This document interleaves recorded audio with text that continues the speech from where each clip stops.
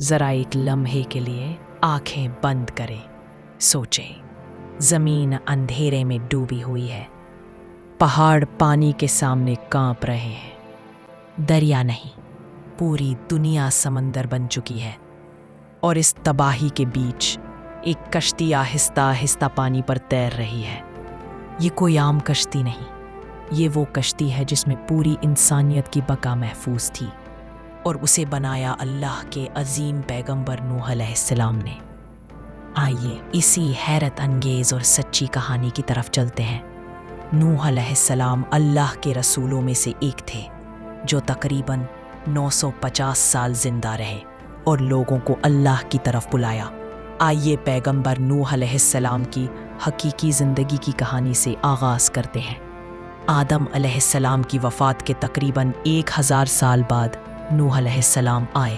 آدم علیہ السلام کی بعد کی نسلیں بہت نیک تھیں، لیکن تقریباً 1000 سال بعد شیطان نے انہیں گمراہ کیا کہ وہ کچھ نیک اور بوڑھے لوگوں کو یاد رکھنے کے لیے ان کے بت بنائے۔ اس وقت بت کی پوجا نہیں کی جاتی تھی، لیکن چند نسلوں کے بعد لوگ آہستہ آہستہ ان بت بنائے۔ انسانوں کی عمر زیادہ ہوتی تھی، اور نوح علیہ السلام کی عمر تقریباً 950 سال تھی۔ نوح علیہ السلام نے لوگوں کو اللہ کی طرف بلایا۔ سورۃ النوح میں اللہ تعالیٰ فرماتے ہیں کہ نوح السلام نے اپنی قوم سے کہا، اے میری قوم، میں تمہیں واضح طور پر ڈرانے والا ہوں، تو تم اللہ کی عبادت کرو اور اس سے ڈرو، اور جو میں کہتا ہوں اسے سنو، تو وہ تمہارے گناہ بخش دے گا۔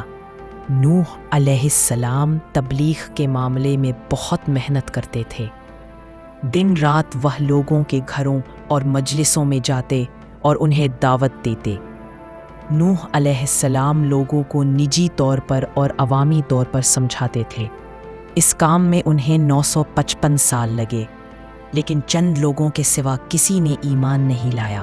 نوح علیہ السلام کی قوم ان کا مذاق اڑاتی تھی اور کہتی تھی کہ اگر تم سچے ہو تو وہ عذاب لے آؤ جس کا تم ہمیں وعدہ کرتے ہو۔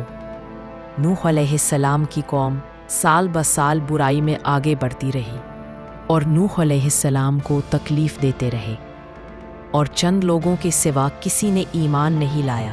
تب اللہ نے نوح علیہ السلام پر وحی نازل کی اور فرمایا، پھر جب اللہ نے وحی نازل کی اور انہیں بتایا کہ اب کوئی ایمان نہیں لائے گا، تو وہ مایوس ہو گئے اور اپنی قوم کو بد دعا دی، اے میرے رب، زمین کی سطح پر کسی کافر کو زندہ نہ چھوڑ، اور ایمان لانے والے مردوں اور عورتوں کو بخش دے۔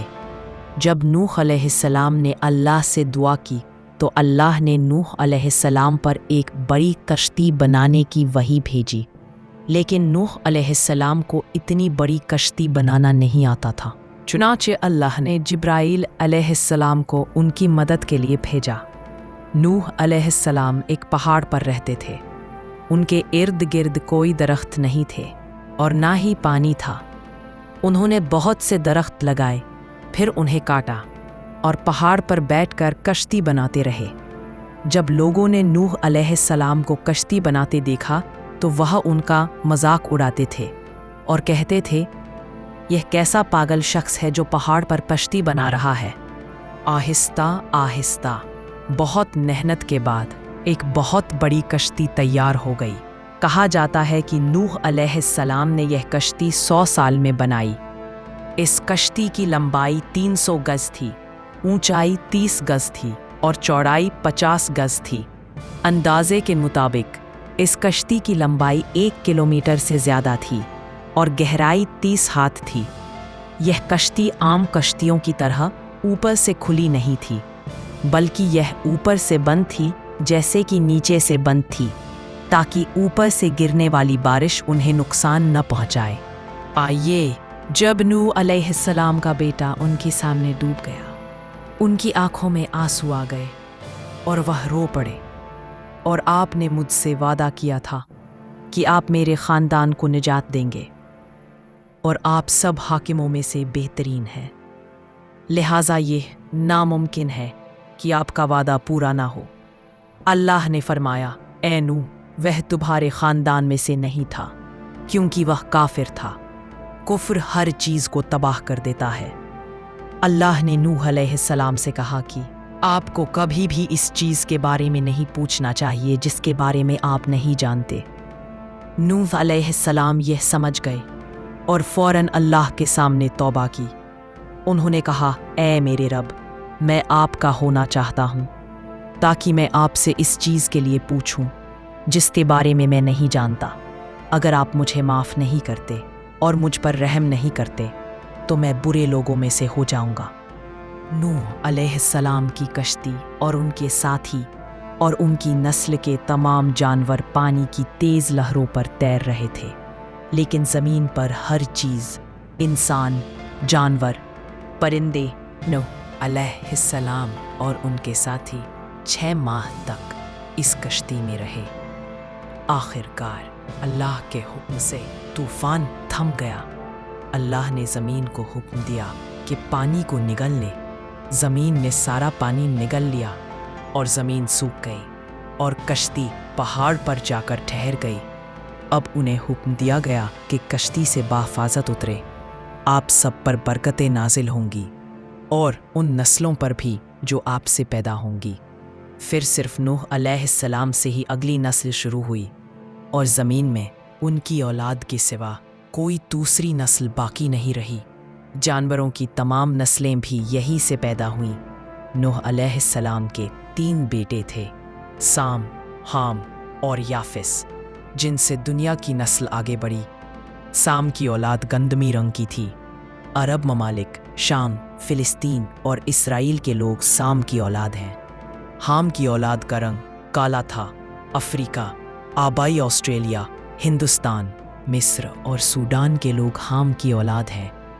नूह अलैहिस्सलाम का चौथा बेटा, जो ईमान की कमी की वजह से तबाह हुआ, उसका नाम कनान था और उससे कोई नस्ल आगे नहीं बढ़ी।